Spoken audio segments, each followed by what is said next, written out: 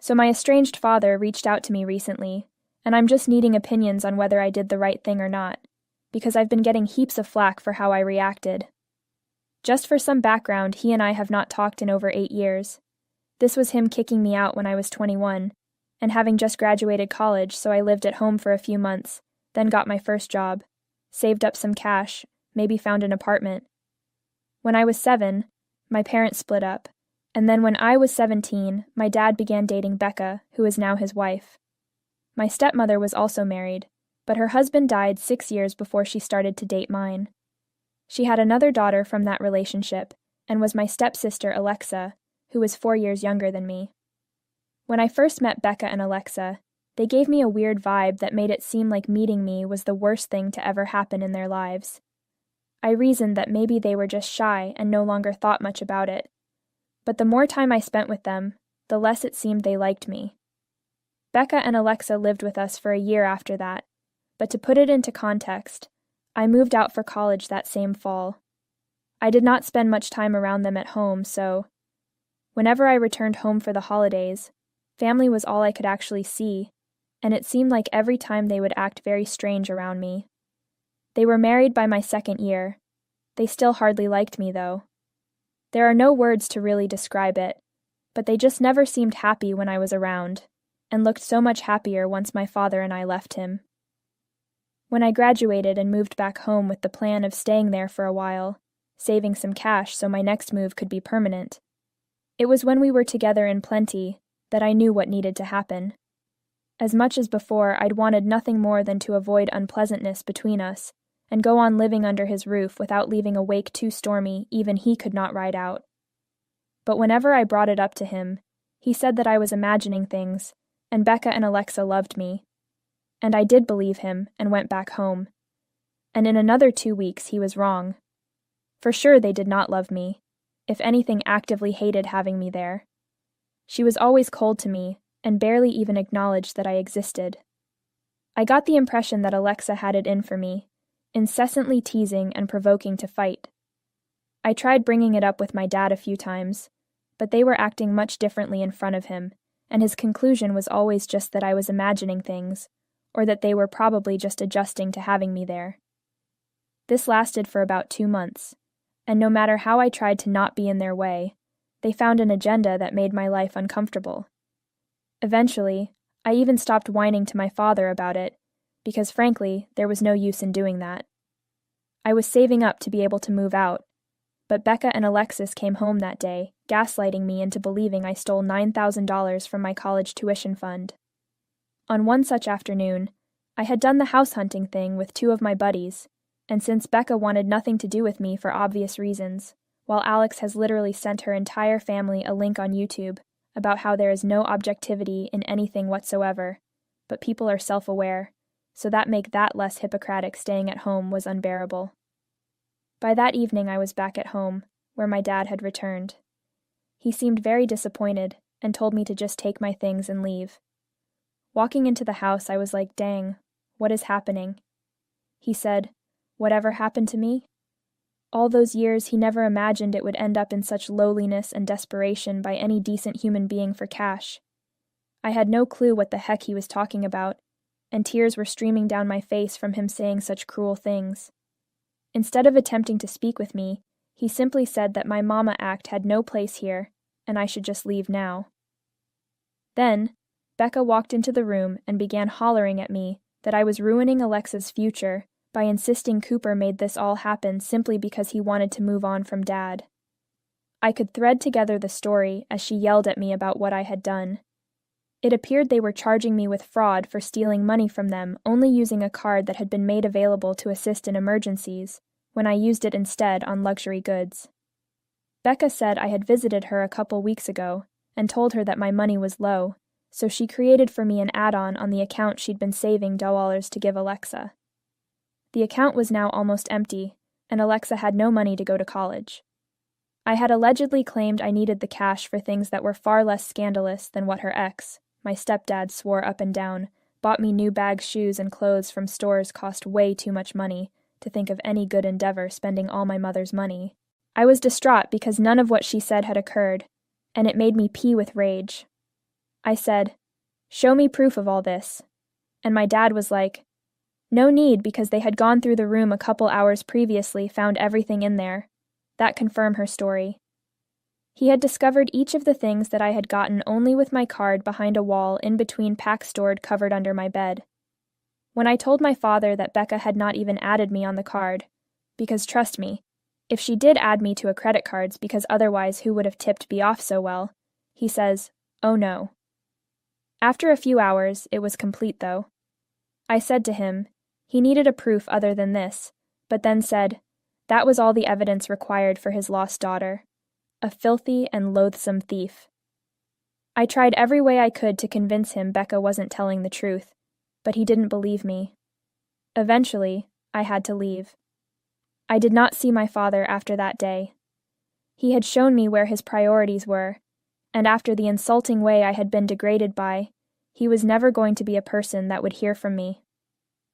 I bunked with a friend for several days until I secured an apartment, managed my finances really poorly for the next couple of months, and then learnt to survive on minimal cash. I live a relatively decent life now, and I am planning to purchase my own home in 2 months. For 8 years, I have cut off all ties to my father and avoided any family gathering on his side, like he was contagious, because I simply never wanted to see him. My mom and I have remained in touch. She had discarded my father around the same time as me due to how he treated me. I think she's in his camp right now, so I'm confused. Anyhow, a few days ago my dad dropped in to see me at home, so I opened the door to hear him out, as I was curious about what he had to say. He said that he had obtained the address from my mother. According to him, he was here because he had come down to apologize for all of it, and until recently found out that my stepmom made up the whole thing just so someone could pay Alexa's college fund. When he found out, the poor bastard had no idea that for years his wife was using him just to support herself with money they thought he only earned by being a good dad. Yet from what he had just learned about his in-laws, he needed me to forgive him and allow him a chance. It seems that Becca had fought with her parents 2 months back, and then they contacted my dad, this was after he'd kicked me out, to tell him the whole truth about what happened. As I eventually suspected, she had purchased all those items for her and her daughter, as the clothes still had tags on them that read Lerv, but hid it in my room to pin a tale of me being suspicious. To add insult to injury, she even had her parents call me pretending they were bank employees, convincing my dad that yes, in fact, he added me as an additional card holder. The actual fact that led to her illicit activities was the one who murdered the college fund, which her deceased husband had been saving for Alexa, with an extravagant lifestyle. She was adamant that she never wanted to ask my father to pay for her expenses, and not wanting a reputation of being just out for the money anyway, hated me because I made things complicated with him. And that's why she always hated me. That's how she plotted, to eliminate me, but also use it as a means by which my father would end up freely committing the money for college. That helped her kill 2 birds with 1 stone. Her parents had said nothing for 8 years after that plan worked. And recently, owing to their quibbling, for they'd been engaged in an endless rant of late, which had the entire household in a scandalized uproar, they decided at last it was time to exhume old skeletons, and this way tell my father some truths. A few weeks back, he said he'd filed for a divorce from her with his old lawyer, and today he'd come to patch things up with me. He knew one of my friend's fathers was a very respected divorce attorney, and that I should do my daughterly duty by calling him up to put him in touch with her dad. My dad also wanted me to sign up with a lawyer, who would agree to cut his fees down for her, because Becca and the attorney he talked was so absurdly one-sided in their petition. It was so ridiculous that I actually laughed in his face before closing the door. I never thought he was indeed under the impression that he'd swing by, say sorry to me, and I'd hook him up with whatever it sounded like. We would again simply move on. Naturally, I wasn't about to do any sort of aid whatsoever. If he wanted to hire my friend's father as a lawyer, then that means he'd have to, contact him himself and pay what everyone else does.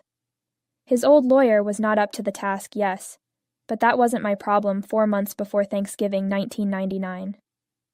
The advise's time and $250,000 were 2 things I didn't have in November or December 99. I couldn't help it if his previous attorney investigator got too scared because this case looked complicated and he wanted retirement instead of challenge. So when I slammed the door in his face and told him to leave or I'd call the cops on his ass, I thought everything had been said, already. However, my mom had called me up afterwards and told me that I was wrong. But when she said that, suddenly siding with my dad's side, I mean, honestly, who even knows why the hell she's on his teams now? And it just made me super upset again, because part of what I'm going through is already hard enough without some family member telling you they disagree about following your gut over jumping into action and helping someone out. She said we were all human, and my dad was just like us. It wasn't fair for me to hold him up on a pedestal where I didn't allow the normalcy of mistakes, because he was my father. It was not that I minded him trusting his wife and having aged poor, even though who by then had been married for years, as an affair, but rather he trusted her more than me, his daughter. I will never forget how he called me disgusting and a desperate lowlife the day he threw my belongings out of our house. He had raised me. He knew me, arguably better than I did. Even so, she felt I was capable of doing something that nasty, the very thing he accused me. It was the fact that he wasn't just saying sorry 8 years later, but asking for my help. He probably wouldn't have come to apologize if he didn't need my help. Here he was doing the exact same behavior that I hated him for more than any feeling here, and it took me 8 years to figure out he'd fucked up. I did my best to explain this fact of acceptance to my mother, who just kept repeating how he had admitted his wrongdoing. And if that happened 50 years post-event, hey, it counted for something. I should just let him off and be the bigger person, because really I have to help this guy. What I mean is that even if I wanted to, think what?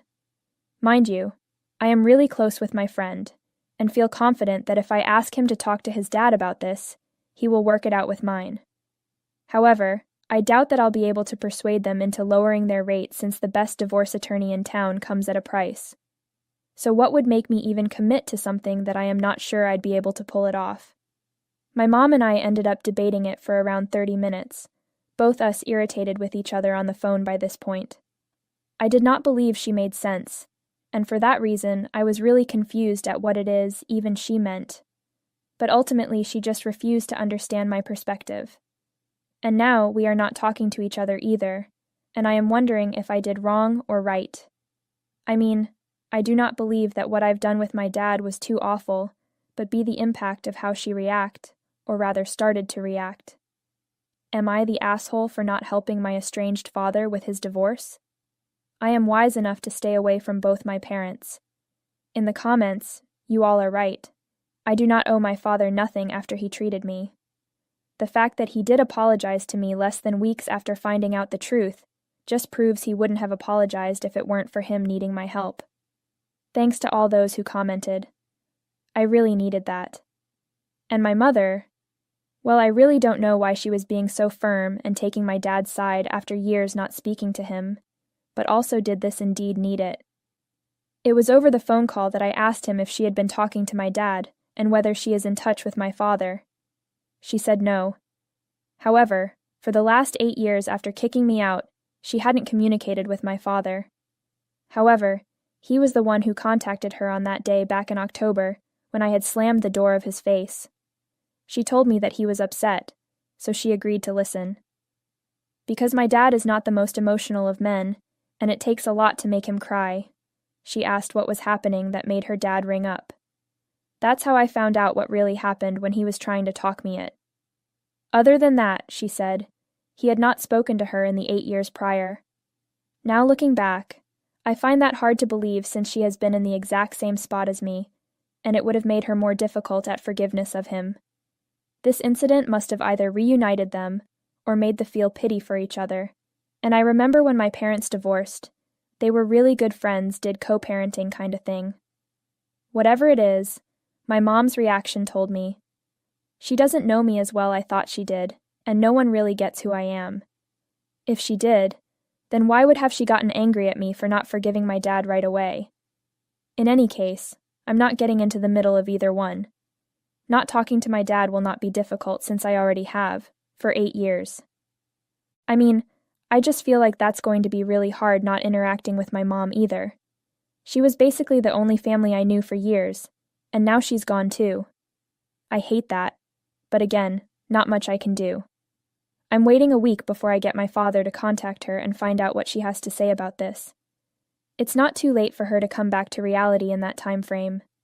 And if she doesn't, I have no idea what I'll do either. After that, I may have to sever ties altogether, and the thought of that makes me really sad. I know I have to look out for number one too, but it kills me not doing so. Wow. Update 2. All right, so the week has not passed yet, but my mom did call me. Unfortunately, it was not in regret. I didn't really block her on anything because I wanted to know if she would actually talk with me or not, and well, she did. Yesterday she texted me asking if she can come and talk to me in person. She thinks it's better this way. I agreed for her to come over because I wanted some closure regarding that, and thought she was going to apologize. I was fairly cordial with her when she came over and such. It begins. She said she had been reflecting on our last discussion, and perhaps not trying to fully understand me, which brought her back to do the KC on that conversation. It seemed strange that she was forcing me to repeat the same things, but I did anyways in hopes of helping her understand better where I stood, and maybe it would get easier for her to apologize towards too, just so we could finalize this once is for all. However, after I said everything about how I felt about the whole situation, she told me that now we discussed this calmly and openly. She'd like to have sit down for a discussion with my father. She knew I could answer with poise rather than door slamming, and she would not allow my dad to go without a reason for everything. When he thought I had stolen Becca's money, he did not call the cops on me, and even convinced Becca to not. It doesn't matter that all of it was made up. The important part is that he did his absolute best to keep me safe, despite thinking I was in the wrong. The least I could do was let him talk to me. She also stated she had raised her good-hearted daughter, who wasn't saying no on this. However, I told her that she didn't know me as well as she thought she did, and my father was a horrible person who had treated the people in his life with cruelty. I didn't owe him anything, not even an explanation. I am really angry about her not even on this apologizing to me, so I told her all that after you have only written, because she wants apologize. Otherwise, I did not wish to talk with her. Then she started squirming and told me I shouldn't behave like this, as family is everything, at the end of day. If there is no sense that they could ever forgive us when we are wrong, then it will be a torturous existence for us. I thought this was just a load of crap, and that I didn't want to talk to her or discuss all these things any longer. So I asked her to leave. That was when she told me, for the last time, that she couldn't leave, because she'd promised my father to get me talking to him. She couldn't go. I had to at least talk with him one time. She need to keep her promises, and then... She pushed me to make amends with my father. She said she didn't want to lose me, and that was just really sorry I felt my mom and dad let down. But at the end of day, you're my parents and I need to stop being bitter. 'Cause really, what little wrongs they had done doesn't even begin compare with everything else right in the past. That matters, and that counts for something. I told her it was ridiculous that she even said those things. I also told her indeed, it was your mistake for having made promises with my father, and you did not even realize you do have the ability to live up to them. It was none of my concern to ensure she kept her promise. Once again I told her to leave, but then she finally said, "No, my dad was in the car outside waiting to be called into the house." She could not disappoint him. That was when I lost it and began yelling at my mother, because this only crossed a line. I had told her in no uncertain terms I did not want to talk to my dad, and she took it upon herself to bring him here, absolutely sure that she'd get me into a talking mood. Of course, I lost my temper. I started screaming at her. I told her what a bad mother she was, and it was over. Being mad, I didn't even care that she started crying. I kept screaming at her to get out, and she just repeatedly apologized for everything, but I wasn't in the mood. After her argumentative every minute, she finally left after 15 minutes. I was shouting at her, saying that if she or my father came back again, I would have them arrested. Then I proceeded to block her, and I'm possibly going to consult a lawyer about placing one of those protective orders against these people if they ever come back around. Update 3. Well, literally the craziest thing happened today.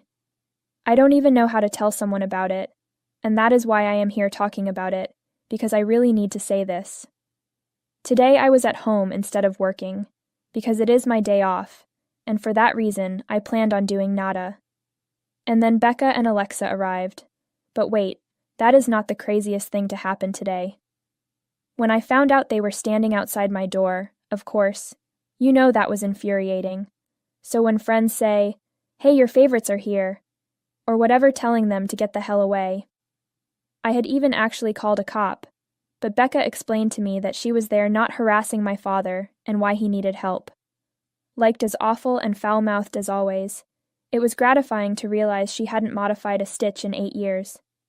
However, initially I had no desire to talk with her, so when she infiltrated my life and started saying whatever it was that needed some kind of response from me and answer, I told her I wasn't interested.